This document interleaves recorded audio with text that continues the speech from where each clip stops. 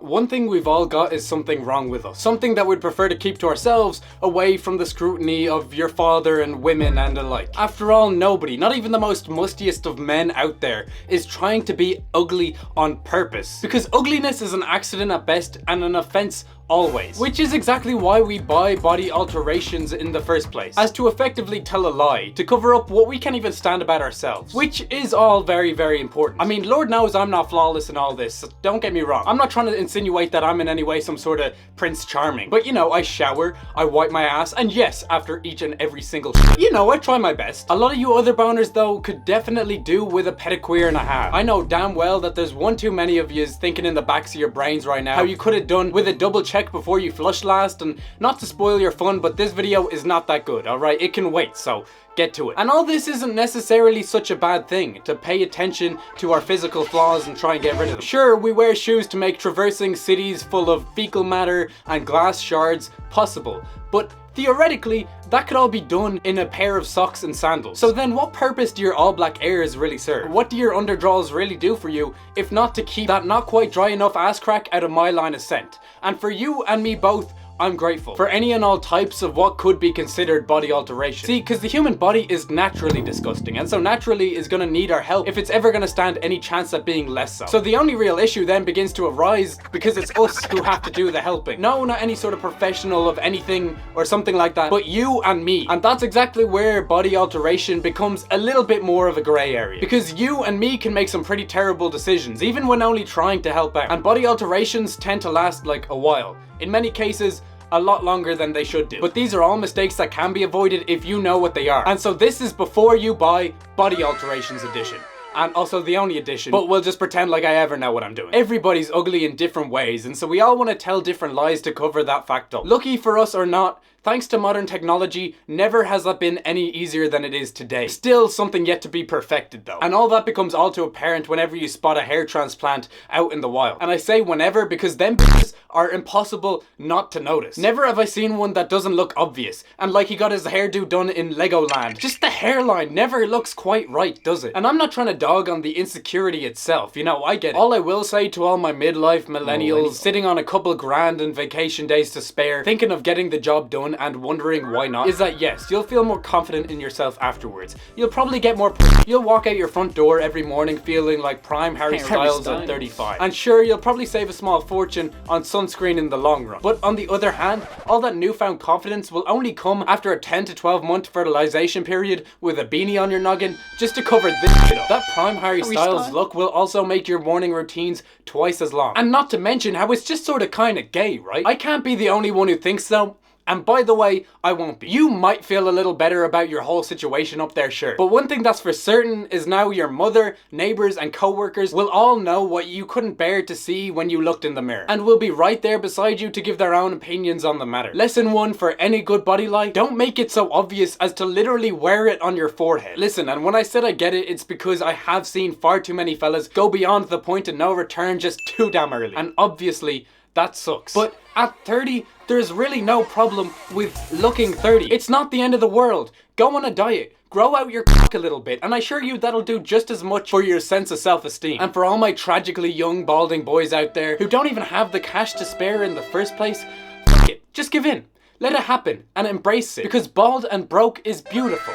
Remember, besides, who needs hair when there's tons of other valid, cheaper ways to alter your body forever in the pursuit of the attention of your sexually preferred sex today, such as tattoos, for example. And tattoos are a real interesting one because they've been around for a lot of human history. Literally as far back for there to be ancient Jewish scripture being all Jewy about them. Like, they've been around a long time to symbolize your tribe or your clan or whatever. And still, ironically, they just don't fucking matter for shit anymore. They used to only mean something special, sure, but nowadays, it's like, what the fuck, who cares, you know? In general, I like tattoos. Or, well, I like to pay attention to them at the very least. See, I've tried to ask myself whether I see more good or bad ones overall, but in all honesty, I'd say it has to be more 50-50 than anything. Though one thing that's for sure is that usually the reason why someone has more than one bad tattoo is because they just never learned from that mistake, and they're never going to, which typically means that they're gonna have a lot more as a result. At a certain point, it's just kind of who they are. And there's no real, like, recipe to what makes a shitty tattoo look so shitty. Well, unless of course I can tell that you found that shit on Pinterest. Because one thing I can't stand is all these grown-ups tops with angel wings or Adam and God touching tip tattoos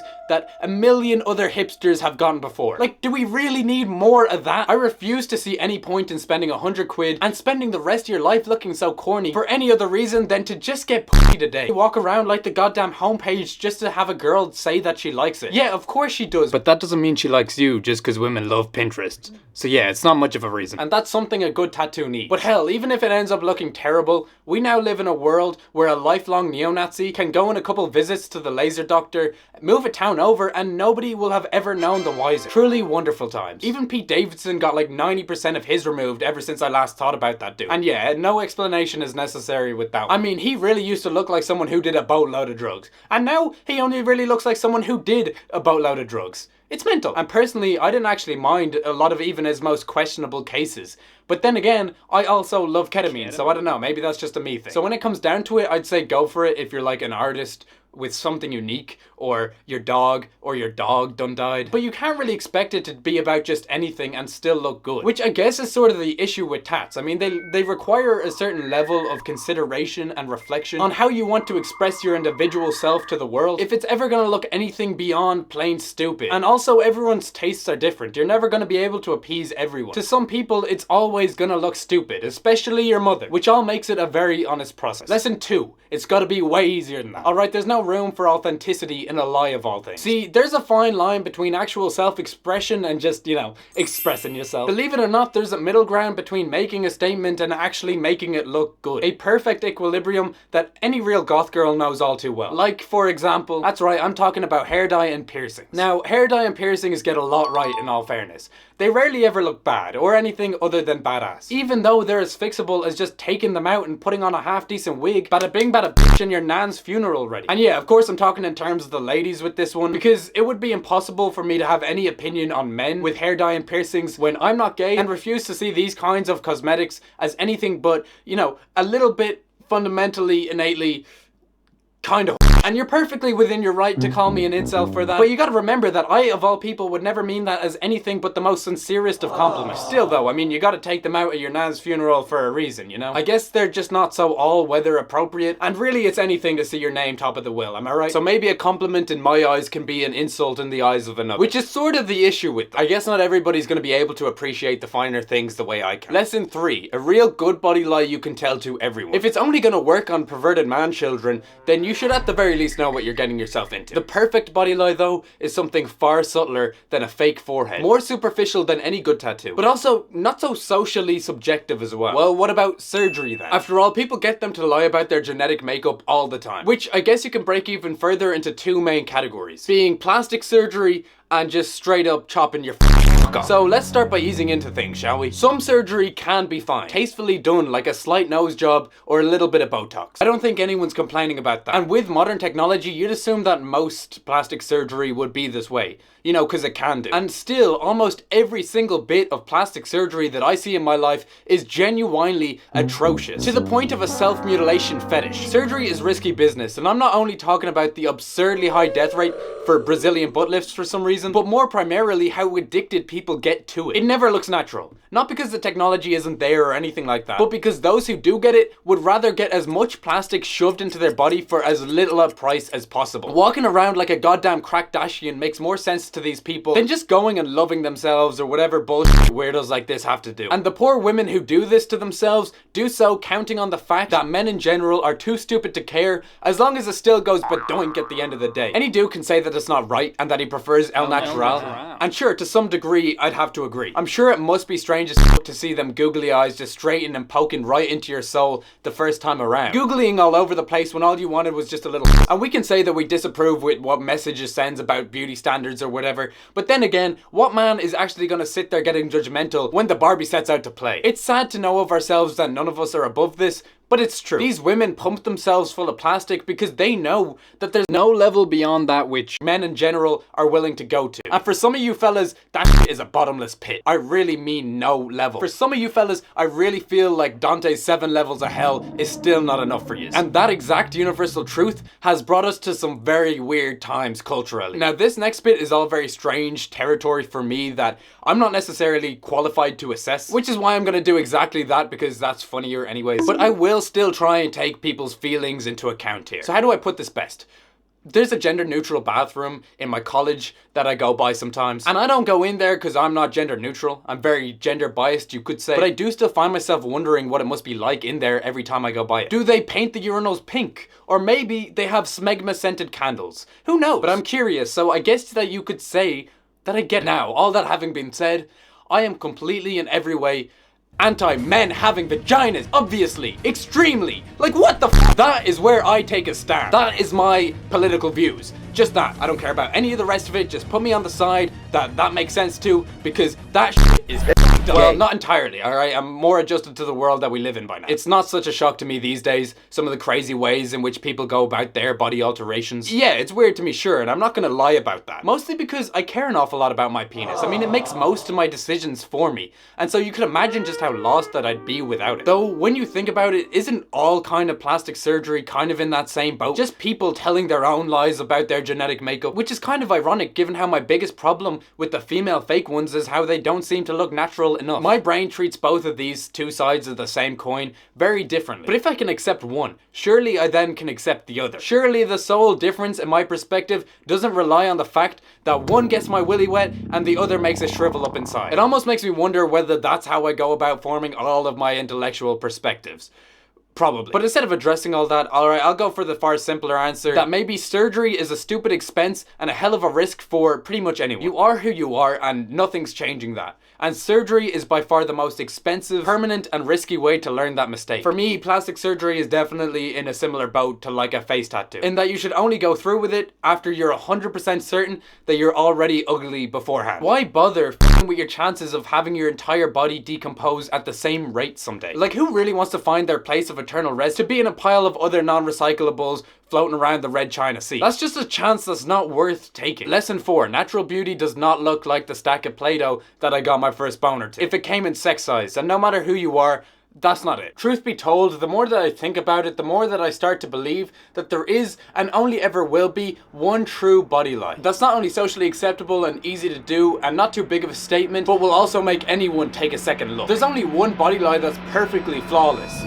Lululemon. What? That's right, I'm onto you ladies. Lululemon. Over the past 10 years, there's been this certain shift in women's trousers, I guess you could say. A trend that started with these goddamn butt lift yoga pants that hasn't slowed down since. And it's just gone so far by now that it's nearly almost sort of a bad thing by this point. I mean, you go to the gym, you can hardly even tell what's real effort and work and what's just Lululemon doing the workout for her. This is the secret to how Lululemon has managed to make itself $1 trillion billion in its short time doing business. Or at least that's how much they should be making, in my opinion. I mean, just look at these things. Surely it is, because, I mean, having these things ride right up your ass to the point where you can almost see the crevices of your...